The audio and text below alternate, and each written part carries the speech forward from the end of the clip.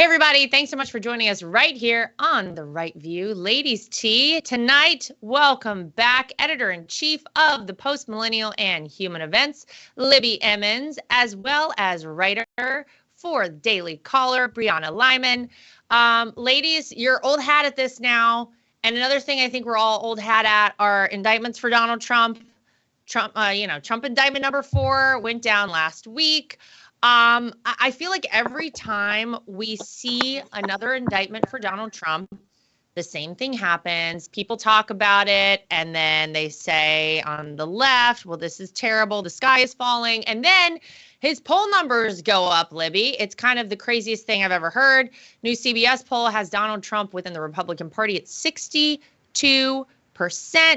But I'm always curious because I try to get ancillary commentary on this. Like, I know what I know because I'm in the family and I know the truth about all of this. I know what I think.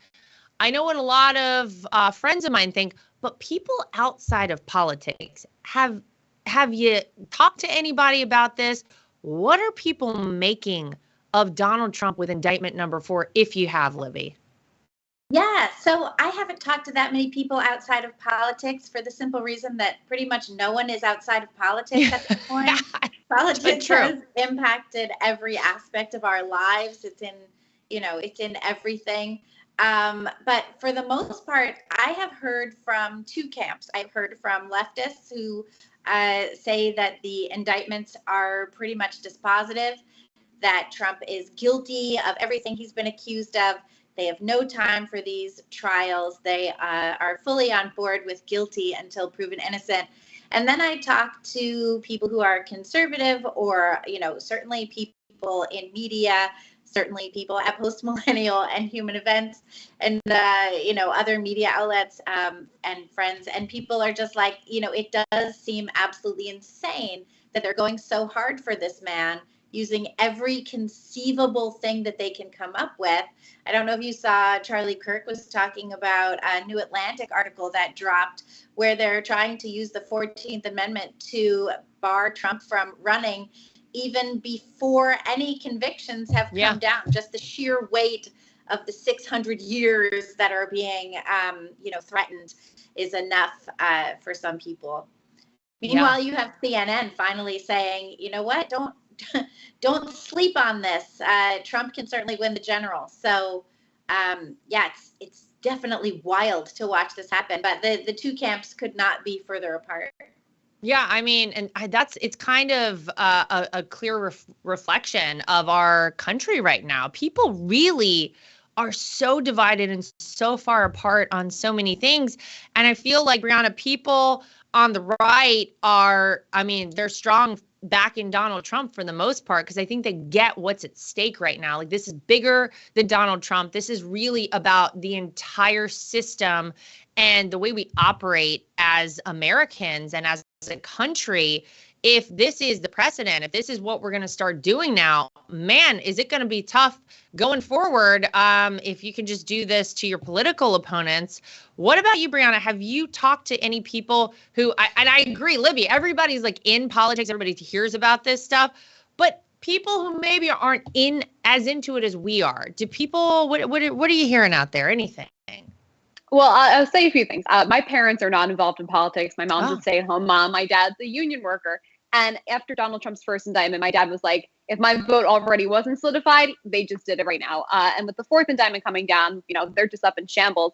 But I do have friends from college who don't work in media or politics, and they have just hands down said, I'm voting for Donald Trump. And I think the biggest the problem right now for the person that perhaps matters the most to Republicans, Ron DeSantis, and what I mean by that is everybody says he's Donald Trump's biggest challenger in the Republican Party. But if you remember back in January, he said that he's going to focus on Florida. He's not going to focus on what's happening with Donald Trump.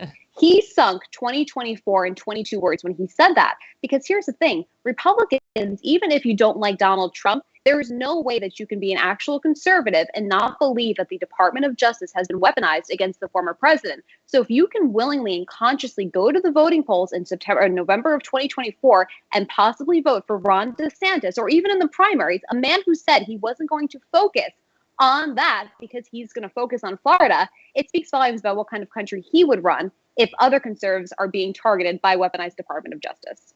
Yeah, P.S.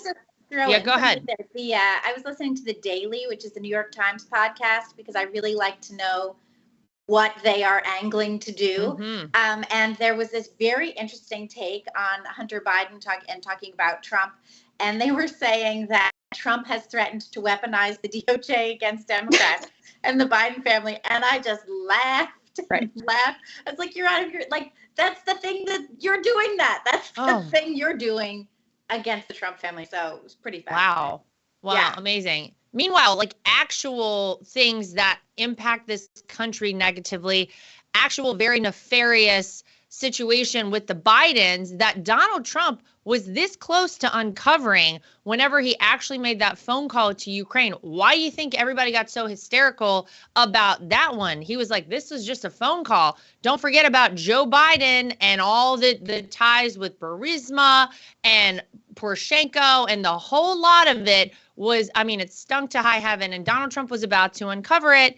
And that was actually a big problem because that is a national security risk.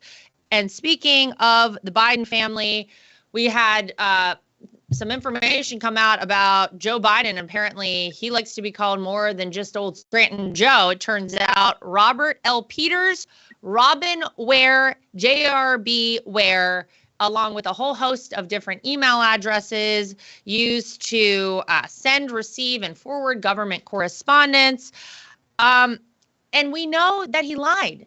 Guys, we've known that Joe Biden lied since the day that I think Peter Doocy from Fox News caught him outside of an ice cream shop during the 2020 campaign with his chocolate chip. And he was like, did you ever have any knowledge of your son's foreign business dealings? Joe Biden told us no. He said time and time again he had no knowledge of it, never talked to his son about business. Yet we know, Libby, lie number one. A lot of lies coming out of Joe Biden. We know Devin Archer testified to the House Oversight Committee that there were 20 conversations on the phone that Joe Biden had with various business associates of Devin and Hunter Biden's. We know about dinners. We know about coffee meetings. We know about all of the dealings of the Biden family. They all included the big guy. They all included Joe Biden. Lie number one. Lie number two, Joe Biden said that Hunter never made any money from China. If you will remember back to the presidential debates between my father-in-law, President Donald Trump, and Joe Biden, my father-in-law actually said that we know that Hunter made money from China. Joe Biden said absolutely never made any money from China. My son would never do such a thing. Yet, of course, now we have the IRS whistleblowers who came out. We have confirmation that not only did Hunter Biden make money, he made millions of dollars from China, and apparently so did the rest of the Biden family. It got disseminated out. Joe also said that Hunter's laptop was Russian disinformation, and yet we know now that it was all true from the very beginning. Libby, at what point do you feel like Joe Biden will actually be held accountable, if ever, for any of this? Well, I think that the one way that he would clearly be held accountable, which would, I think, be sort of scary for the American people, is if the Democrats decide he's too big of a liability and they push him out in favor of somebody else, someone like, the very sleazy Gavin Newsom, or perhaps the word salad Kamala Harris, or someone else that they think could actually take on Trump. Because we've already seen some polling that shows Trump leading Joe Biden, and if the general were held today, I don't know if Joe Biden will be held accountable.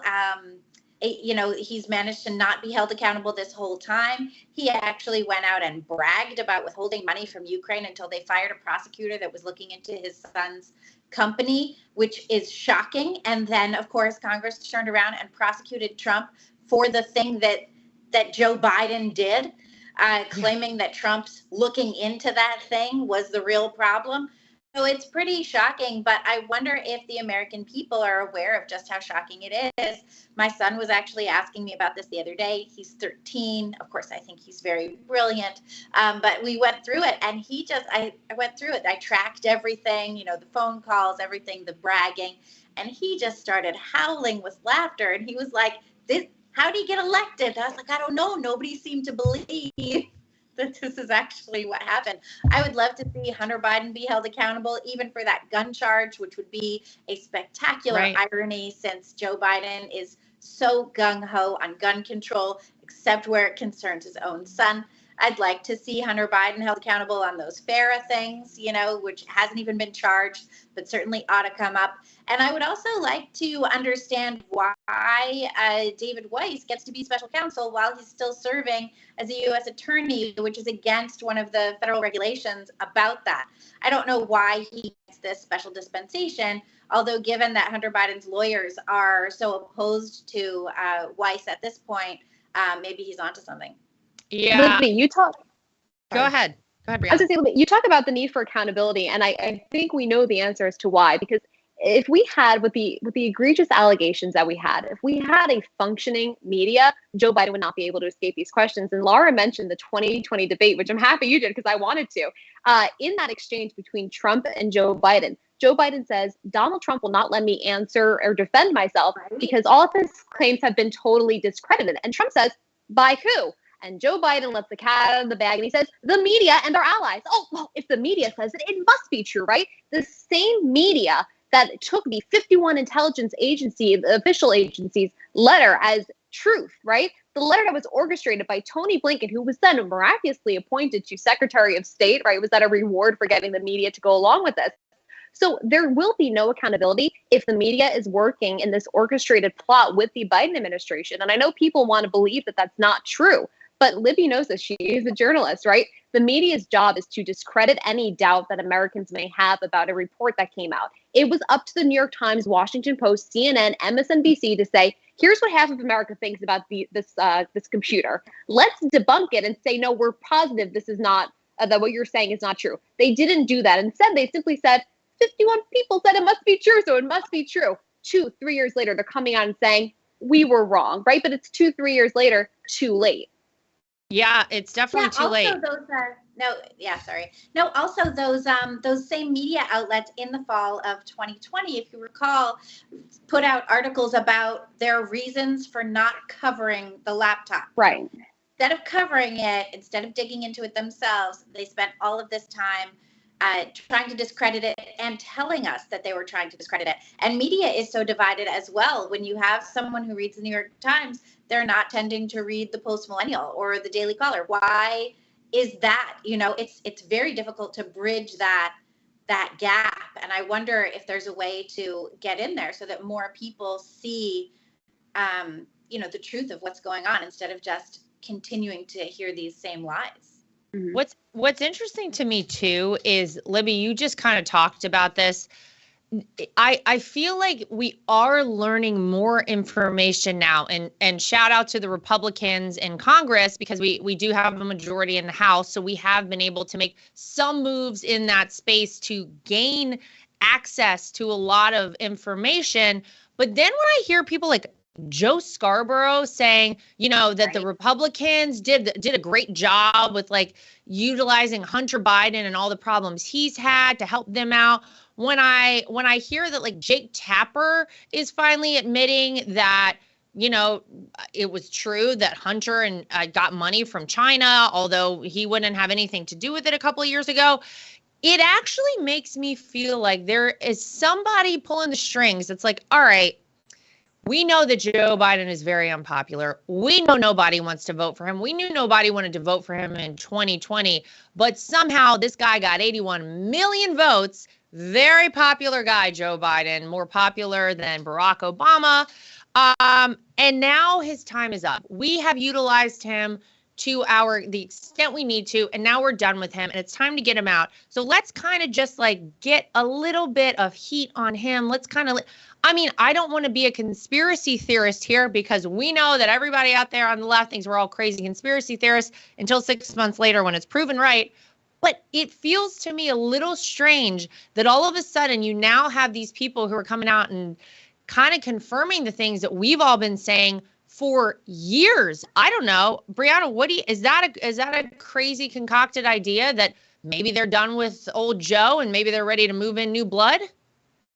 I definitely think they're done with Joe. And just today, I was watching CNN this morning. You had Poppy Harlow on there. She had Eli Honig, who's their senior analyst, and another lawyer from the Eastern District of New York, I believe. And he says that Hunter Biden is being treated unfairly. And Poppy Harlow, I was shocked. She literally goes, "Why would you say that?" She goes, "The IRS whistleblower's testimony seems pretty credible. We have other allegations that are credible. Why would you say that?" The fact that there is now pushback on national television on a very left-leaning network to things that Republicans have been saying all along, I think does give credence to Republicans' concerns. I think it also speaks volumes. You know, we saw throughout the pandemic and in the years of the Biden administration that they throttled conservatives for saying things like this, saying things that went against the grain. So it is a question of, are these mainstream media outlets done with Joe Biden and there's something behind the scenes? Or are they moving towards what Libby and I hope for, accountability? I mean, I would love to see that, but I got to tell you, Libby, it almost feels like to me, I have like these hairs that stand up on the back of my neck to like warn me whenever one of my kids is like too easy going, like, "Oh, you want me to get my shoes on and eat my broccoli?" Okay. I'm like, what's going on? Like something is wrong here. And I get the same feeling from all these people out there who we know are so dug in on their side, all this left-leaning mainstream media, all these people who we know would just, burn it all down to save their party, all of a sudden, like coming out and being like, "Yeah, Joe Biden did something wrong. Hunter probably did something wrong too." Like something feels off to me about this. Yeah, it makes you kind of wonder who they have waiting in the wings and what they actually have in store for us. One thing that I've seen and that we were reporting on today is that there's already a college in the South of like a Black college that has brought back mask mandates. We've started to see more chatter about COVID, new strains, something, you have to get a vaccine, whatever. So my concern too is that they are going to come up with some new reason to encourage more voting by mail or more, Democrats going door to door and filling out your ballot for you and then taking it, duplicating it and sending it in or what have you. I'm worried that they're going to restage the COVID hysteria in order to further manipulate people's emotions, to manipulate local legislation, and mandates and things like that, or something else. It does seem like the promise is that if we move forward with Trump, there will be a massive new social movement to destroy the country. You know what I mean? Like they did that last time. There was COVID, stack that with BLM and the Antifa riots. What will they come up with next? Will it be some kind of crazy Ukraine thing? You just kind of wonder, like you said, they're over there eating their broccoli, telling you that on top of everything else, it tastes good. Yeah. What are they gonna throw at us next? Something's wrong. Something's wrong. I gotta tell you, for sure. Yeah. Something's weird there for sure for me. I don't know. What I'll tell you is that if they decide they're going to try and double down on COVID again, if they think they're bringing any of that back, I dare them to try it. They're trying it. As George Bush famously did not say properly one time, "Fool me once, shame on you. Fool me twice, shame on me." I know they are trying it. You're exactly right. I know I've heard all kinds of rumblings of this. But I have to tell you, there are people out there who are so mad in the wake of COVID to know that all that crap with the masks, all the times you would be on a plane and for some reason you can pull it down to take a sip of water or eat a whole meal, and that's okay. COVID doesn't escape your body that way, but you got to put it back on as soon as you're done. And like the craziness, people getting kicked off of airplanes, all the vaccine mandates. That made me so mad.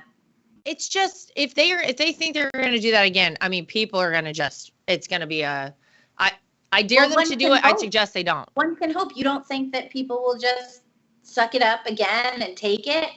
Please serve some more. You don't think so? I won't either, but will Americans go for it again? What about all of those crazy Californians, the New Yorkers, those people in Oregon? I don't know what's up with them.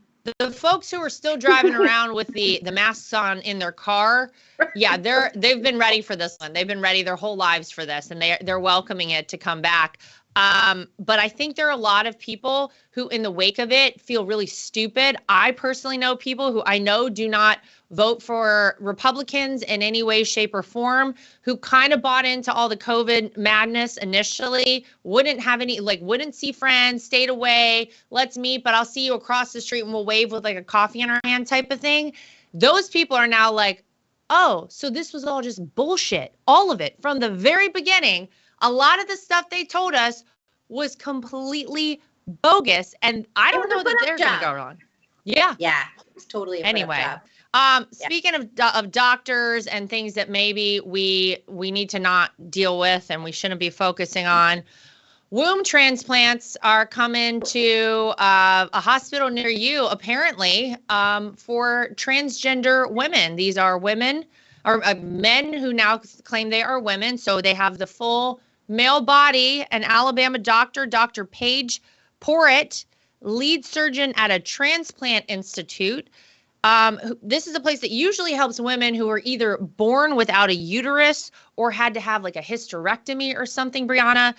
That's typically what they do. They can do a womb transplant, but now you're going to be able, if you're a man and you feel like you want to try to have a baby and actually give birth to a baby, they may be able to transplant a womb into these men. Forget about, like curing cancer. Don't worry about any of that stuff. This is where we need all of the medical minds to go. The procedure apparently is already very high risk for biological women. I mean, you think? Doing this in transgender women, especially one who still has male sex organs, would be even more difficult due to those anatomical differences. Brianna, what? How's the baby being born out of a transplanted womb? It's not, and it never will be. And this comes at the perfect time, right? Halloween's around the corner. This feels like Frankenstein's lab going on here, right? And we talk about the high risk for women, right? Women. Yeah. I'm not even going to say biological women, because if you're a woman, you are a biological woman. If you're a man who thinks they're a woman, you're a nut job. But for children, think about children who get their, they have healthy breast tissue cleaved off of them by these doctors, okay? That is already a high-risk procedure, and we're not stopping it. So then you think of the fact that they're going to waste their time. Like you said, there are plenty of things that there could be cured. And this is clearly a very smart doctor, right? She's one of the only few people who can do womb transplants. You'd think she'd spend more time helping others or doing more research, but instead she's giving interviews about how she can help a man have a baby. And I remember, I must have been like 8 or 9 years old.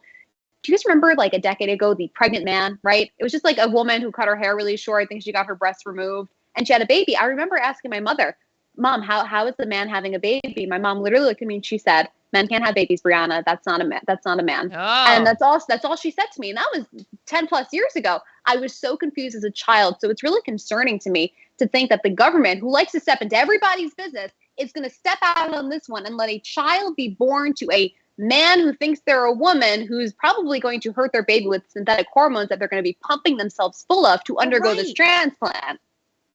Yeah. But Libby, this is what I'm thinking. First of all, in order to get yourself to some sort of a state where you consider yourself to be a woman, if you were born as a man, the amount of drugs you've got to take, the amount of hormones you've got to put in your body, the amount of like really crazy things that your body must go through already.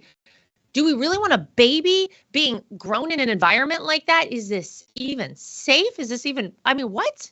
No, it's absolutely absurd. And Brianna, you're right. When you talk about having been confused when you were a kid, confusion is the point. That is the point. They are manipulating language intentionally to make it confusing. And some large percentage of people in the UK, I want to say 37%, don't quote me on that, actually believe that transgender women are women.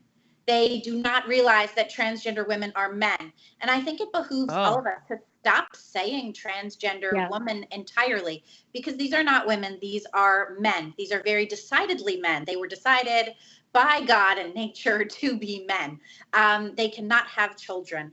The transgender identified female who had a child in the UK and, very short hair, etc., very clearly a woman, because only women can have children. Yet the NHS in the UK is also doing this research to try and make it possible for men to take uteruses from women who have either had hysterectomies or died in order to facilitate those males giving birth, which is not natural, not healthy, not okay, and on top of everything else, totally pointless as an undertaking. I believe in Australia, there's also been work toward that. And in India, I believe there's a doctor who has been actually working on this as some sort of crazy Frankenstein type of project. And don't forget, Frankenstein wasn't the monster. Frankenstein was the doctor who performed all of these, you know, bizarre experimental medical procedures. There's absolutely no reason to investigate whether or not men can give birth, except for total hubris and madness and confusion as to what it means to be a human being. Women give birth. There's nothing wrong with that, right? That's okay that only women give birth. There's no reason that men should feel a need to give birth, except that they are, you know, totally trying to monopolize everything and erase women, which is part of what's going on. We saw that in Congress. They erased the words mother, father. They took away sex-based relationship words. We see this even Cori Bush, when she was, you know, the representative from Missouri, when she was talking about a difficulty that she had giving birth, she referred to herself as a birthing person. What kind of totally delusional place are we where this woman, in talking about mortality rates for Black women giving birth, feels compelled to refer to herself as not a mother, not a woman, but a birthing person? We've gone totally off the rails here, and I think this must be stopped. At no point should we ever refer to men who think they are women as transgender women, because they are not. They are males. We're trying to put a stop to this entirely, just so that people become aware of the truth. We cannot allow this kind of linguistic confusion to fester any longer. Well, I'll tell you what they did give us from Congress. Remember, and it's not just amen at the end of a prayer, it's a women as well. God bless. Is that what is wrong with these people? It's the craziest thing I've ever heard. Yeah. The good news is it segues perfectly into CNN, who, God bless them, they're trying their best to stop us from all getting canceled, because we know you'll get canceled, ladies, for literally anything possible. There are some new pronouns that we're all going to need to study up on. So get ready. These are for gender neutral or non-binary people. And here they are. And I don't even know if I'm actually pronouncing these right. XE, I guess it's she or G, EM, and there's a whole host of them. FAE, FAER. What the hell are these things even? I don't even know. EY, EM, EIR, AE, AER. I was like, oh, is that like Sounds like you're doing the vowels. Yeah. AEIOU, sometimes Y. Here, but then CNN was very kind. They went on, Brianna, to make sure that we had an example. Because if you're a little confused out there, don't worry. CNN's got your back. So they used them in a sentence. I asked Xer XYR to come to the movie. Z said yes. So that's how you do a full sentence with these things. Here's another one. The teacher graded Xer paper today, and Z got an A. What? Are we like very smart? They sound very smart. What are we talking about here? Is anybody actually using this stuff? No. Yes. No, well, people are, Libby, yes, crazy people are, but I think in the mainstream, if you send your child to school, I don't know how many of these individuals they're running into. And Libby just spoke about confusion with gender transition and stuff like that. But this is also another method to confuse children. And I had a gay college professor, years back, and he said, look, I'm all for gay and all that stuff. He's like, but when you say they, them, he's like, that is just grammatically incorrect. And CNN tried to justify this dictionary by saying, well, once or twice in the past 150 years, they actually did include this in a dictionary. It's not mainstream for a reason, because it is not accurate. And so from the party that constantly reminds us that they are the party of science and fact and truth, we get none of those things. And instead we get a warped perception of what they think society should be like. And I'm so sick and tired of being told I have to conform to someone who has a mental illness, right? If you are someone who believes that you are something that you're not, if you're a man who believes you're a woman, or you don't have a gender, you have a mental illness. You need to go to a therapist, not because someone offended you when they called you a she or him, but because you need deep therapeutical help to help you come to the realization you are either a female or male. And if you're not one of those things, you're the anomaly. You are the outlier. You have a medical condition that is honestly not common, right? But they have tried to normalize it and mainstream it so much that I am worried for the generation ahead of me. Oh, it's terrifying. Libby, it feels like you could just literally anything you come up with, throw some vowels together, throw some consonants together. If you can't read it, all the better. Can anybody just make it up? I mean, what are we doing? Yes. Yeah. So I was thinking about this today.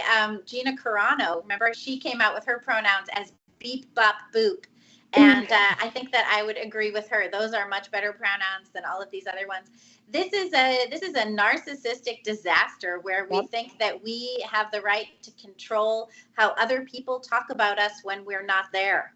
We just don't have that right. It's absolutely absurd. And it also is absurd that human beings in the United States would put so much stock in how other people view them. What do you care? Right. What difference does it make how other people look at you? Be yourself, be who you are. Don't worry about how literally everybody else talks about you, because it actually doesn't even matter. It's like we are so obsessed with being the thing that other people see us as that we have forgotten how to be who we are. I have no time for any of this nonsense pronouns. And if you go on TikTok, you can see people instructing you as to how to use these pronouns over and over again. Some people have multiple different pronouns. There's some people who have pronouns that are only to be used by other queer people, and then pronouns that are supposed to be used by people who do not identify as queer, and perhaps pronouns that should be used by the dog or cat when they are thinking about you. It's all absolutely totally out of control. And, shame on CNN for giving this any more oxygen than it already has had. The Gender Queer writer, that book, Gender Queer, the graphic novel that shows somebody filleting a strap-on that is in school libraries, and Moms for Liberty is like, hey, maybe not in school libraries, and everyone's like, oh, you're for book banning. Yes, I'm for banning porn in schools. Shocking that's true. But the author of that book uses the air pronouns. Oh. And that's part of that whole indoctrination lesson. It's really total insanity. And the fact that anyone spent this much time on something like this, I don't know, get a hobby, get a job. To the individual who actually got tasked with writing this article for CNN, I'm sorry that they did that to you. It's not right. I maybe just like it, right? Yeah, maybe so. And they were like, you know what? That's great. Let's stay ahead of this. We love that. I just think like 30, 50 years from now, when our society, God, I hope, is looking back on this time and sees this kind of craziness, I mean, we're all going to look like a bunch of lunatics having to deal with this. And I hope that's the case, because if it's not, then the crazy has won, and I really don't know what happens to all of us. But I do know that you ladies are the best, and I want to say thank you to Brianna and Libby for joining us here for Ladies Tea at The Right View. We appreciate you both as always. Great conversation. To everybody at home, as always, make sure you like, subscribe, share, and follow, and we will see you back here next time for more of The Right View.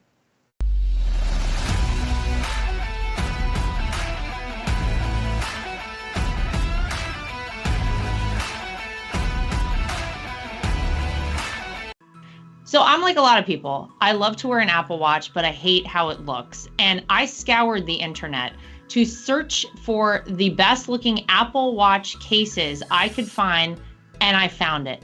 goldandcherry.com. They have absolutely beautiful watches, as you can see here. Everything is waterproof. Everything looks good with different outfits. You can get sporty, you can get fancy, but they are great quality, made out of Delaware in the United States of America. And they have been kind enough to give me a promo code that I can share with you if you want to get your hands on one of these as well. It's Lara T, L-A-R-A-T is the promo code to get yourself a discount at goldandcherry.com. And not only do they make Apple Watch cases. They also make great products for iPads and iPhones, keyboards, your desktop, everything you could possibly need. goldandcherry.com. Use promo code LARAT so you can get yourself one of these today too. At The Right View, we're very proud of the fact that we are independent. We get to say everything that we think and everything that we feel. We have no woke companies guiding us or telling us what we can and cannot say. We are always going to shoot you straight and give you the facts as we know them. And that's why it's important to support independent outlets like The Right View. My name is Lara Trump, and I think Mike Lindell is a patriot. He is someone who loves this country, is willing to fight for this country. I love MyPillow because not only are MyPillows made in the USA by American workers, but they're great products, and they're so great that not only do I use them in my own bed at night, my children actually requested. My daughter the other day went to the closet and pulled out a MyPillow and said, "This is the pillow that I want to sleep with."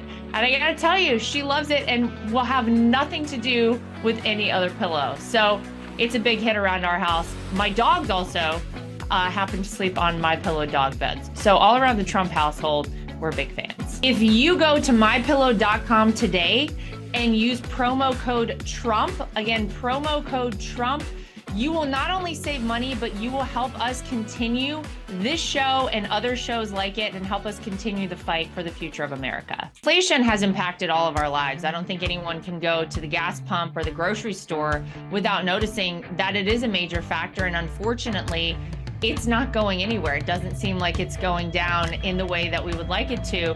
And one way to protect your money is by investing in precious metals, gold and silver. That's always been a great way to make sure that you keep your money and you keep it safe. When you go to bh-pm.com, use promo code Trump. That way, if you decide you want to invest in gold and silver, you'll save yourself a little bit of money. We live in a time that's very interesting. A lot of us out there feel like a lot of our rights are slipping away. And if you're like I am and you want to have the right to choose whether or not to have a vaccine, how to live your life freely, and you're looking for a great doctor, I've heard amazing things about Dr. Sherwood. He's somebody who you should really check out and check into, and it'll help support this program and keep us going. So go to sherwood.tv and use promo code Trump. Again, sherwood.tv and use promo code Trump. You can save yourself some money and help us keep our program going.